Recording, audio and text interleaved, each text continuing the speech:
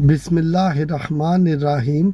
अस्सलामुअलैकुम फ्रेंड्स, मैं हूं ज़ेब और आप देख रहे हैं traveller 777। Welcome to our YouTube channel. तो फ्रेंड्स, हम बात करेंगे पुर्तगाल की इमिग्रेशन के ऊपर। यानी कि जब आप पुर्तगाल में आते हैं, तो आप जब पुर्तगाल में आते हैं और अगर आपका इरादा है पुर्तगाल में स्टे करने का, एज ए विज़िटर नहीं बात कर रहा, एज ए विज़िटर अगर आप आएंगे तो आपका यानी कि दो चार पाँच 10 दिन का जितना भी स्टे होगा आप चले जाएंगे, आपको कोई मसला नहीं है। लेकिन अगर आपने स्टे करना है पुर्तगाल में तो उसके लिए क्या करना चाहिए, किस तरह से स्टे कर सकते हैं, और स्पेशली जब आगे चल के आपने कॉन्ट्रैक्ट आपका होगा तो उसके ऊपर थोड़ी सी बात करेंगे, यानी जॉब कॉन्ट्रैक्ट। तो सबसे पहले जब आप पुर्तगाल में आते हैं, अगर आपके पासपोर्ट पे वीज़ा लगा हुआ है, वो चाहे तो शेंजन वीज़ा है या यूरोपीय यूनियन के अलावा, शेंजन के अलावा यानी सिर्फ पुर्तगाल का वीज़ा है, तो दोनों सूरत में आपके लिए बेहतर है। अगर शेंजन वीज़ा है या पुर्तगाल का वीज़ा है, तो फिर जब आप पुर्तगाल में आ गए हैं, अगर शेंजन वीज़ा भी है तो पुर्तगाल में पहुंच गए हैं, उसके बाद आपने ये काम करना है। यानी कि अगर आप आते हैं पुर्तगाल में, चाहे किसी भी तरीके से आएँ, आप प्लेन से आएँ या आप बस से आएँ या आप यानी कि कैसे भी पुर्तगाल में इंटर होते हैं, यानी कि ट्रेन हो, बस हो या प्लेन हो, इन्हीं तीन तरीक़ों में से आप आएंगे, तो आप बेशक आपका कोई जानने वाला है पुर्तगाल में, और अगर आपका भाई है, कज़न है, फ्रेंड्स है, जो भी हैं, उनके अलावा आपने एक काम करना है कि आपने एटलीस्ट मिनिमम जो पहली फर्स्ट नाइट है, जब आप पुर्तगाल में पहुंचेंगे तो आप किसी हॉस्टल में या होटल में आप एक नाइट का स्टे कर लें, वो आपके लिए बेहतर रहेगा। उसकी वजह यह है कि जिस तरह बाद में कुछ लोग कहते हैं कि लीगल एंट्री ये, लेकिन लीगल एंट्री का कुछ लोग ये भी कहते हैं कि आपको जो है आइमा के ऑफ़िस में जाना पड़ेगा, आइमा के ऑफ़िस से आप स्टैंप लगवाएंगे अपने पासपोर्ट के ऊपर, तो आपकी लीगल एंट्री जो है कंसीडर की जाएगी। नहीं मेरे भाई, ऐसी कोई बात नहीं है। ये जितने मुंह उतनी बातें हैं। इस चीज़ का जो है वो कोई अभी इतना सार या पाँव नहीं है कि अगर बंदा कहे कि आपको आइमा के ऑफ़िस में जाके स्टैंप लगवानी है, उनको बताना है, ज़रूरत नहीं है। जब आप पुर्तगाल में लीगल इंटर हो गए हैं, वो चाहे तो आप शेंजन वीज़ा से इंटर हो या पुर्तगाल के वीज़ा से, और एक नाइट अगर आप होटल में किसी भी होटल या हॉस्टल में स्टे कर लेंगे तो आपके पास उसका बिल जो होता है वो मिल जाता है। नेक्स्ट डे जो बिल है वो आपको मिल जाएगा, तो उसके ऊपर आपका नाम लिखा होना चाहिए बिल, क्योंकि अगर रूम की रिजर्वेशन आपके नाम पे है तो आपको उसका बिल मिलेगा। उस बिल को संभाल के रखना है आपने। जब आप पुर्तगाल में आते हैं तो आपके पास जो बोर्डिंग कार्ड होता है, बस का हो चाहे वो प्लेन का हो या आप ट्रेन का हो, ठीक है, ट्रेन के कार्ड को भी आप बोर्डिंग कार्ड ही कंसीडर कर सकते हैं, जो टिकट उसकी होती है। बाद में लोग इस बात को भी लेके इशू बनाएंगे कि ट्रेन का या बस का बोर्डिंग कार्ड नहीं होता, तो इसलिए फ्रेंड्स आप जो है आराम से उसके ऊपर आ सकते हैं, आपके वो आगे चल के काम आएगा। एक बात तो ये होगी, और इन चीज़ों को आपने संभाल के रखना है। आपके पास प्लेन की टिकट भी जो उसको भी संभाल के रखें, बोर्डिंग कार्ड अगर प्लेन का है तो वो भी संभाल के रखें, या बस या ट्रेन की टिकट है उसको संभाल के रखें।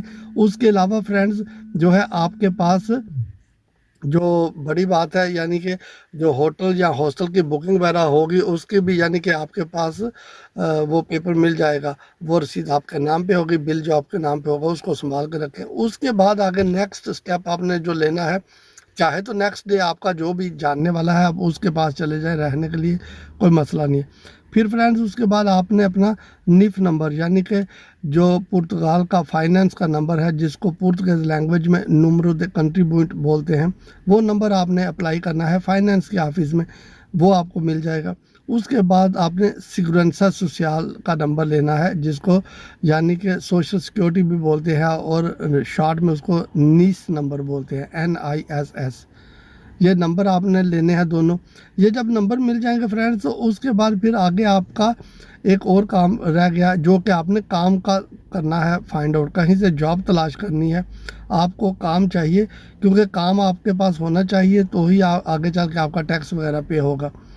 लेकिन ये दो नंबर मिल जाने के बाद आपने जो डोमिसाइल होता है, जिसको इंग्लिश में बोलते हैं, उसको पुर्तगाल में बोलते हैं अटेस्टाडो दे रेजिडेंसिया, वो भी आपने बनवाना है, जो कि लोकल टाउन हॉल होते हैं, जिनको पुर्तगाल लैंग्वेज में बोलते हैं जुंता दे फ्रेक्जिया, वहाँ से जाके आप बनवा सकते हैं।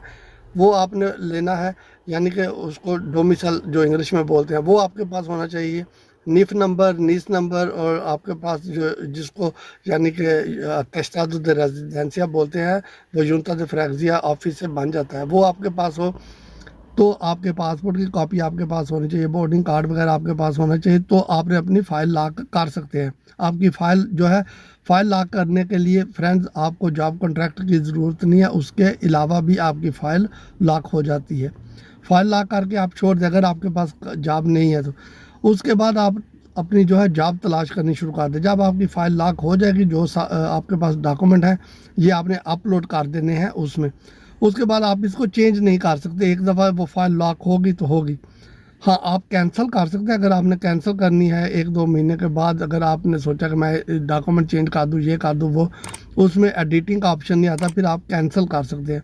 अगर नहीं कैंसिल करनी तो चलने दें, बाद में आप काम तलाश करें, जब काम मिल जाएगा आपको तो फिर आपका टैक्स जाना चाहिए। जब आपका टैक्स जाना शुरू हो जाएगा तो आप मुतमिन होकर काम करते रहें। इसका मतलब है कि आप पुर्तगाल में अभी हो गए लीगल, पुर्तगाल के अंदर आप काम कर रहे हैं, टैक्स पे कर रहे हैं, पुर्तगाल में ट्रैवल कर रहे हैं। अगर पुलिस चेक कर लेती है तो उनको बताएं बड़े आराम से कि मैं इस जगह पे रहता हूँ, यहाँ मेरा घर है और यहाँ मैं काम करता हूँ, तो आपको कोई भी प्रॉब्लम नहीं होगी, कोई भी किसी किस्म का इशू नहीं बनेगा।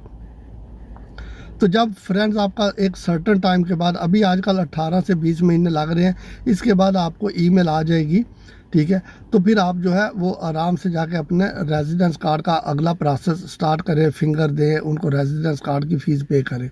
हाँ, यहाँ पे एक और बात आपको बताता चलूँ, अगर आप लीगल इंटर हुए हैं पुर्तगाल में, तो फिर ये है कि आप अगर 6 महीने का आपका टैक्स चला जाता है, तो उसके बाद अगर आपके पास यानी कि थोड़े पैसे हैं, तो फिर आप कोई अच्छा सा लॉयर जो है उसको हायर करें, किसी लॉयर से बात करें, तो उसको वो आपका जो अपॉइंटमेंट है वो 6 महीने के बाद आपको लेके दे सकता है। अब जैसी भी आपकी डील होगी वो तो लॉयर हजरात को ही पता है किस तरह से आपकी उनके साथ बात होती है।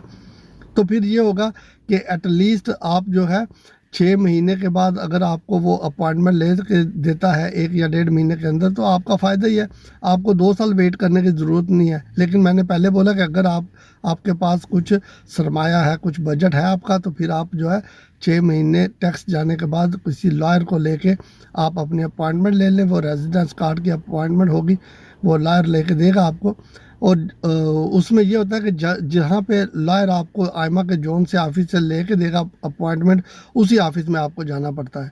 तो फिर आपका काम इजी हो जाएगा, यानी कि समझ लें कि 1 से 2 महीने के अंदर अंदर आपके फिंगर भी हो जाएंगे आपका, फिर उसके बाद रेजिडेंस कार्ड बाय पोस्ट आपके घर आ जाएगा। तो ये प्रोसेस है। अगर आपके पास पैसे नहीं है तो आप काम करते रहे, फिर समझ लें कि 2 साल का पीरियड है, वो आपने गुजारना है, जिस तरह भी गुजारें आप पुर्तगाल में। तो फ्रेंड्स, ये एक तरीक़ाकार है पुर्तगाल में, अगर आपने यहाँ पे आके रेजिडेंस कार्ड लेना है और पुर्तगाल में रहना चाहते हैं।